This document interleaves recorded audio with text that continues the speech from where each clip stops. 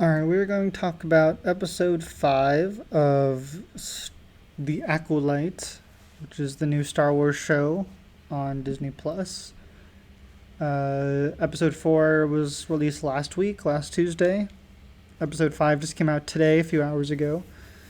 This is going to be a breakdown, and so if you haven't watched any of The Acolyte or you're behind, don't stop watching because we're going to do a breakdown of episode 5. I was super excited after we saw the ending of episode 4. It ended on a big cliffhanger where you knew it was going to get into some crazy stuff because everyone just drew their swords and shit was about to go down. Uh,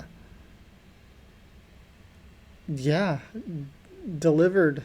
I was super pleased. Man, that was some crazy cool Jedi action. Or lightsaber action, I should say.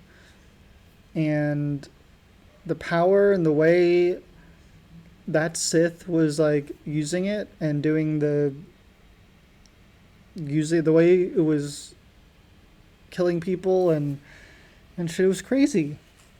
I haven't felt that way about a Sith since like The Force Awakens came out, and you see, or the trailer for sort of Force Awakens came out, and you get to see Kylo Ren for the first time. Um, it was there. There was definitely a cool mystery, and well, this is something new I hadn't seen before. I remember when we saw a sliver of the Sith in episode at the end of episode 1 of the Acolyte. It it I remember saying or thinking that I didn't like his voice, and I wasn't intrigued by the voice. But the voice has grown on me, uh, just like another character that I talked about in the last episode. Um, but his voice has grown on me, and by the time we get to this moment, everything is insanely cool. I was totally on board. Um, Very scary and intimidating character, so I was excited. Um, I thought the whole time,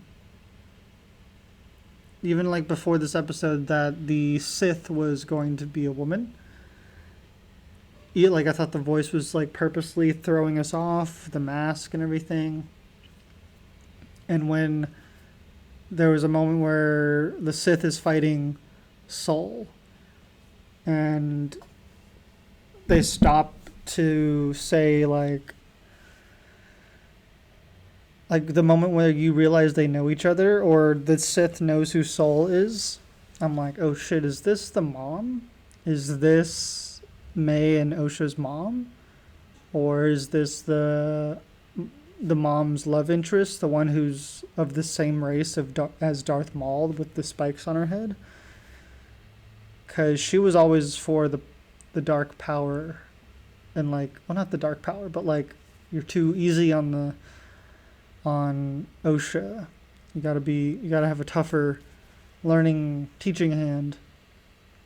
So I thought it would kind of make sense that one survived and would be a Sith. I was completely thrown off by the reveal of who the Sith was. And I remember my first thought, because it was during the fight with Soul, where the helmet flies off, I believe. And I remember thinking like, oh shit, it's Asian versus Asian. And I was pretty down with it. It was an awesome fight. And the whole episode had been filled with awesome fights. And so it was just a really cool new way to look at this character, because he had completely won me over as the Sith, and getting to see who he was added a nice layer to this character. So I'm all for it. Again, the thing that I kind of had an issue with the last episode is that he's been killing off all of my goddamn favorite characters. I wanted to see the Wookiee in action. Slade. Daphne Keene, X-23. What's her name? Jackie Lon. She was a favorite character. I was so fucking goddamn mad that he fucked her up. But it was good. I mean, it was so well done. But it was crazy. They took out Yord, who I was really beginning to love too. God, dude. So many of my favorite. I mean, I love all the characters. I mean, it goes to show that they really have done a good job at creating some characters that we really like and care about. So I was torn, but I was also like, oh, well done. Oh, you know, it was very bittersweet, but it was it made the action kind of feel more deserved, and the fights felt more deserved, and yes, it definitely added layers to the whole episode, which by far the best episode, but it was all kind of leading to a moment like this, which was fucking like a, it was like a, felt like a finale. So yeah, I'm kind of worried because the director came out and said that this was her favorite episode. So I was like, oof. Does that mean 6, 7, and 8 are not as good? But we'll see. Very, very exciting, action-packed episode. I absolutely loved it. I'm there for next week. What did you guys think of the Acolyte episode 5?